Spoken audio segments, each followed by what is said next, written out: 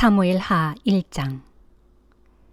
사울이 죽은 뒤 다윗은 아말렉 족속을 물리치고 시글락으로 돌아와서 이틀을 지냈다. 사흘째 되던 날 사울의 진영에서 한 사람이 다윗을 찾아왔다. 그는 옷이 갈기갈기 찢겨 있었고 머리에는 흙을 뒤집어 쓰고 있었다. 그가 다윗 앞에 엎드려 절을 했다. 다윗이 그에게 물었다. 어디서 오는 길이냐? 그가 대답했다. 저는 이스라엘 진영에서 간신히 도망쳐 나왔습니다. 다윗이 다시 물었다.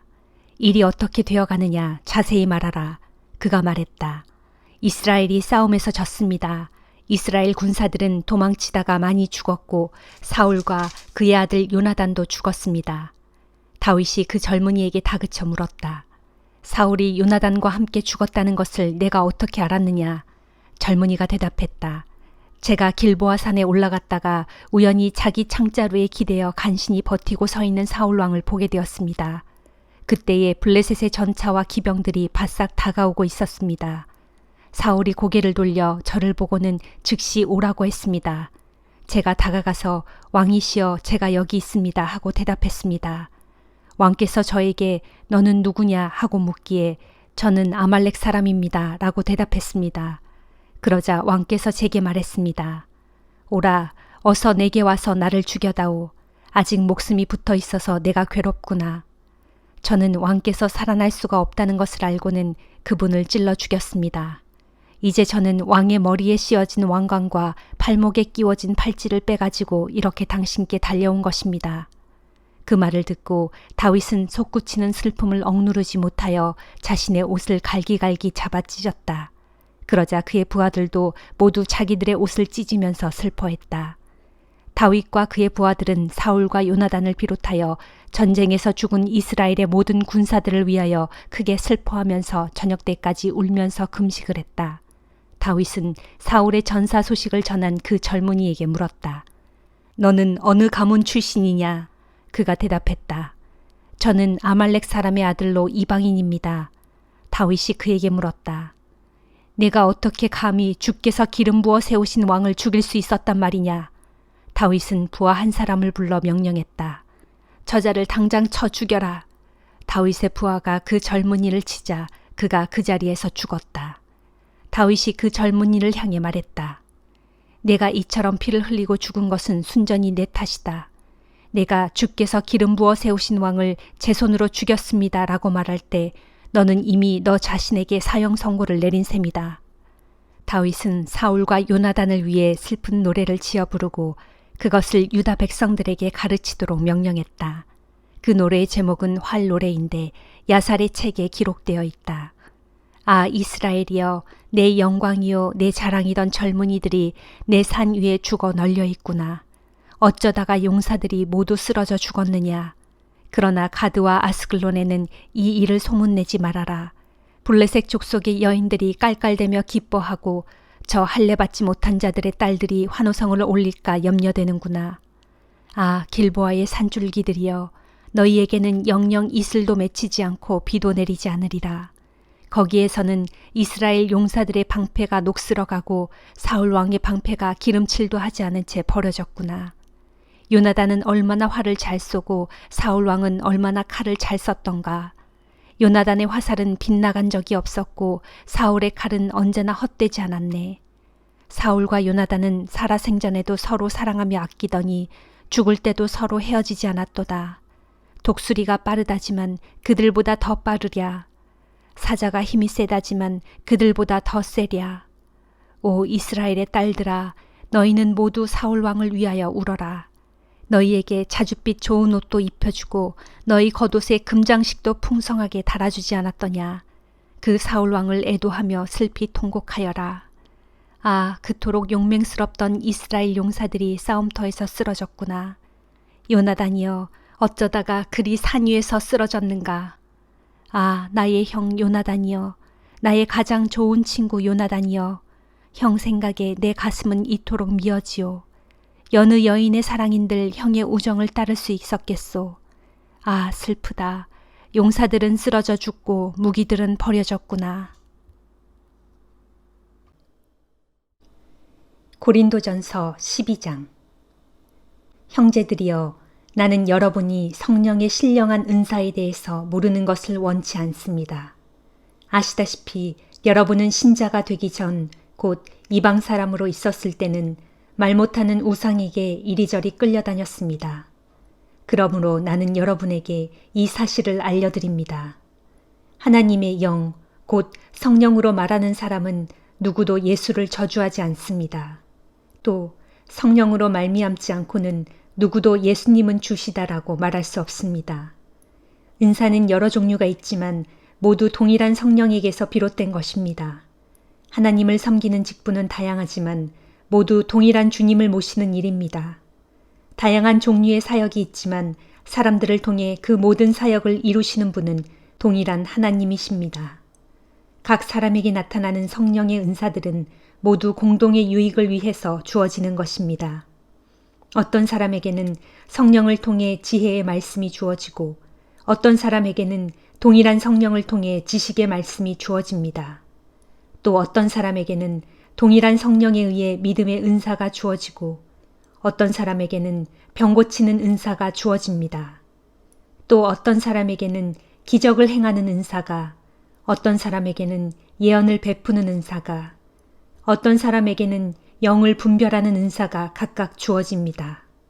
그리고 어떤 사람에게는 여러 가지 방언을 할 수 있는 은사가 주어지고 어떤 사람에게는 그런 방언을 해석하는 은사가 주어집니다.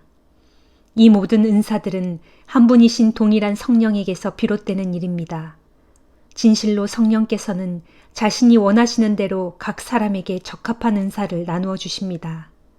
몸은 하나이지만 여러 지체로 이루어져 있습니다. 또 여러 지체로 이루어져 있지만 한 몸을 이룹니다. 그리스도의 몸도 이와 마찬가지입니다. 유대인이든 헬라인이든 종이든 자유인이든 우리는 모두 한 성령으로 세례를 받아 한 몸을 이루었고 그래서 모두가 한 성령을 마시게 되었습니다. 몸은 하나의 지체로 이루어진 것이 아니라 많은 지체로 이루어져 있습니다. 만일 발이 나는 손이 아니므로 몸에게 속하지 않았다 하고 말한다고 해서 발이 몸의 지체가 아닐 수 있습니까? 또 귀가 나는 눈이 아니므로 몸에게 속하지 않았다 하고 말한다고 해서 귀가 몸의 지체가 아닐 수 있습니까? 만일 온몸이 다 눈이라고 생각해 보십시오. 그러면 어떻게 들을 수 있겠습니까? 또 만일 온몸이 귀로만 되어 있다면 어떻게 냄새를 맡을 수 있겠습니까? 그러나 하나님께서는 자신이 원하시는 대로 우리 몸에 여러 지체를 마련하시고 서로 유기적으로 연결되어서 하나가 되게 해주셨습니다. 만일 몸이 한 지체로만 되어 있다면 어떻게 그것을 몸이라고 할 수 있겠습니까? 그래서 몸에는 여러 지체들이 있고 또 그것들이 하나의 몸을 이룹니다. 그러므로 눈이 손더러 너는 쓸모없어라고 말할 수 없습니다. 또 머리가 발더러 너는 필요 없어라고 말할 수도 없습니다. 이뿐만 아니라 연약해 보이는 지체가 사실은 가장 없어서는 안 될 소중한 부분입니다. 생각해 보십시오. 우리는 하찮게 여겨지는 지체를 더 소중히 여기고 남에게 보이기 흉한 지체를 더욱 조심스럽게 보호합니다. 그러나 남에게 보여도 괜찮은 지체는 특별한 주의가 필요하지 않습니다. 이와 같이 하나님께서는 별로 중요하지 않게 생각되는 지체를 더 귀중하게 다루도록 우리 몸을 만들어 주셨습니다. 이것은 몸 안에서 서로 간에 분열이 생기지 않도록 각 지체들이 서로를 똑같이 걱정해 주면서 살도록 하기 위해서 그렇게 하신 것입니다. 그러기에 한 지체가 고통을 당하면 모든 지체들이 함께 고통을 당합니다. 반대로 한 지체가 영광을 받으면 모든 지체가 함께 기뻐합니다. 여러분은 그리스도의 몸입니다. 또한 여러분 각자는 그분 몸의 지체입니다. 하나님께서는 그리스도의 몸된 교회 안에 여러 직분을 두셨는데 그 첫째가 사도들입니다. 둘째는 예언자들이요, 셋째는 교사들이요, 다음은 기적을 행하는 사람들입니다. 그 다음이 병 고치는 은사를 받은 사람들이요, 남을 돕는 사람들이요, 관리 및 행정을 맡은 사람들이요, 또한 여러 가지 방언을 말하는 사람들입니다. 그러니 여러분 모두가 다 사도이겠습니까?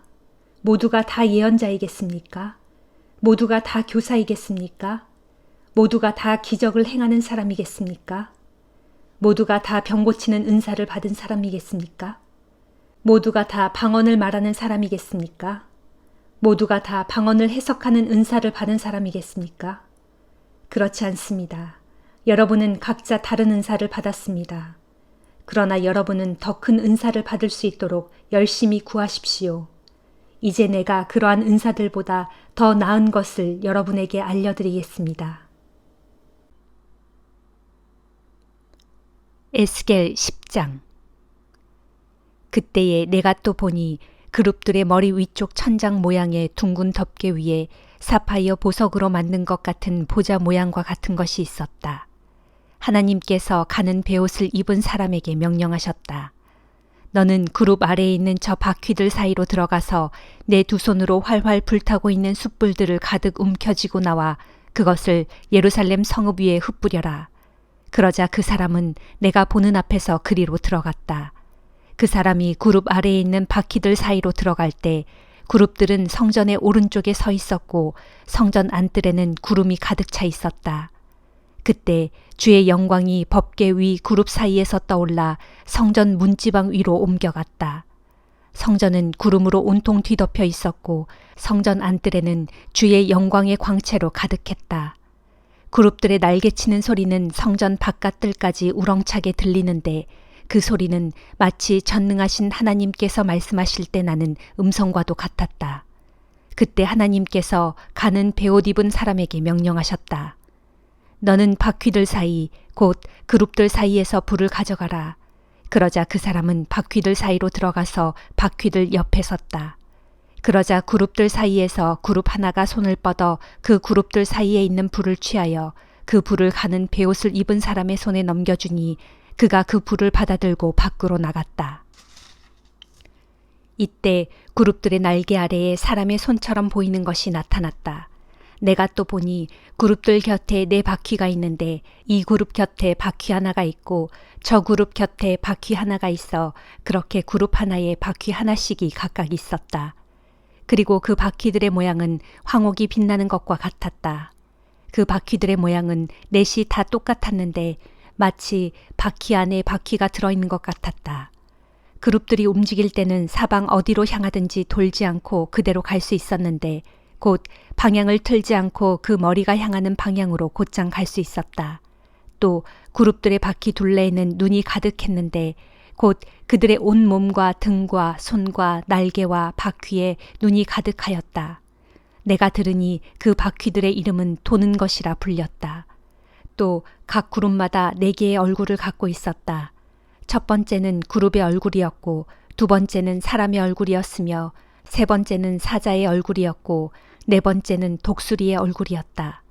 그때 그룹들이 위로 떠올랐는데 내가 보니 그들은 이전에 내가 그발 강가에서 보았던 바로 그 생물들이었다. 그룹들이 움직일 때는 바퀴들도 그들 곁에서 그룹들과 함께 움직였고 또 그룹들이 날개를 펴고 땅에서 위로 올라갈 때에도 바퀴들이 그들 곁을 떠나지 않고 그룹들과 함께 위로 올라갔다. 그룹들이 멈추면 바퀴들도 멈추었고 그룹들이 떠오르면 바퀴들도 함께 떠올랐다. 이처럼 그룹들과 바퀴들이 함께 움직인 것은 그 네 생물의 영이 바퀴들 속에 있기 때문이었다. 그때 주의 영광이 성전의 문지방을 떠나 다시 그룹들 위에 머물렀다.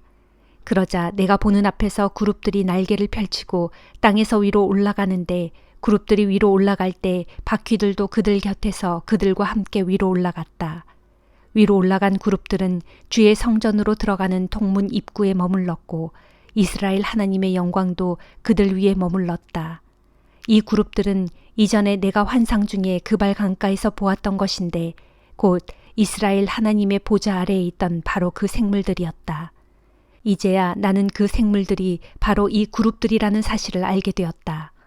그룹들은 각자 4개의 얼굴과 4개의 날개를 갖고 있었고 그들의 날개 아래에는 사람의 손 모양 같은 것이 있었다. 그들의 얼굴 모양은 이전에 내가 그발 강가에서 보았던 그 얼굴 모양과 똑같았고 전체적인 모습도 그러했다. 그룹들이 움직일 때는 각자 앞으로 똑바로 나아갔다. 시편 49장. 모든 백성들아 내 말을 들어보아라. 이 세상 사람들아 내 말에 귀를 기울여라. 존귀한 자나 비천한 자나 부자나 가난한 자나 모두 다 귀를 기울여라. 내가 입을 열어 지혜를 말할 것이고 내 마음의 묵상이 깨달음을 전할 것이다. 내가 잠언의 귀를 기울이겠고 수금을 타면서 내 수수께끼를 풀어볼 것이다. 재난의 험한 날이 닥칠지라도 악한 자들이 나를 에워쌀지라도 내가 무엇을 두려워하랴. 자기 재산을 의지하면서 부유함을 뽐내는 자들을 내가 어찌 두려워하랴. 비록 부자라 해도 그들 가운데 어느 누구도 그 재물로 다른 사람의 생명을 건지지 못하겠고 심지어 자기 목숨값조차도 하나님께 치를 수 없으리라. 사람의 목숨값이라는 게 얼마나 비싼 것인데 어찌 재물로 그 값을 치를 수 있으랴. 무덤으로 내려가는 생명을 어떻게 재물로 건져낼 수 있겠으며 쓰러져가는 생명을 어찌 재물로 살려낼 수 있으랴. 아무리 지혜로운 사람이더라도 어리석고 우둔한 사람과 똑같이 결국엔 죽게 마련이어서 애써 모은 재산은 이 땅에 모두 두고 갈 수밖에 없는 것. 땅을 차지하여 등기에 둠으로써 영원히 자기 것으로 남을 줄 알고 또 자손대대로 그 땅을 물려받게 될 줄 알지만 실상 그들이 영원히 묵을 곳은 오직 무덤뿐인 것을. 사람이 제 아무리 많은 재산을 차지하고 온갖 영화를 누려도 그것이 그리 오래가지 못하고 결국엔 미련한 짐승들과 마찬가지로 헛되이 죽고 말 것이니 이것이 자신만을 의지하고 사는 자들과 또한 그런 자들의 말을 인정하고 따르는 자들이 마침내 맞이하게 될 허무한 운명이리라. 저들은 몰려가는 양떼와도 같이 무덤을 향해 몰려가게 될 운명이니 장차 죽음의 먹이가 되고 말리라. 아침이 오면 정직한 자들이 그들을 지배하리니 그들의 몸은 땅 위에 호화롭고 아름답던 저택을 멀리 떠나 어두컴컴한 무덤 속에서 외로이 썩어가리라. 그러나 오직 하나님께서는 내 영혼을 구원해 주시리니 장차 나를 무덤의 세력에서 건져 올려 자신께로 데려가시리라. 그러므로 너희는 어떤 사람의 재산이 점점 불어나 큰 부자가 되는 것을 보더라도 스스로 초라해하거나 속을 끓이지 말라. 그 사람도 죽으면 아무것도 가져갈 수 없고 그가 가졌던 재물과 그가 누렸던 영화도 그를 따라 내려가지 못할 것이다. 비록 사람이 한평생 부족함 없이 살아서 이만하면 되었다 하고 스스로 흡족해하고 또 다른 사람들에게서도 칭송을 받았다고 하여도 결국에는 그 사람 또한 자기 조상들이 있는 곳으로 돌아가서 생명의 빛을 영영 다시 보지 못한다. 그러므로 사람이 제 아무리 부여와 명예를 누린다 해도 깨달음을 얻지 못한다면 스스로 쓰러지고 마는 미련한 짐승과 다를 바가 무엇이랴. 아멘.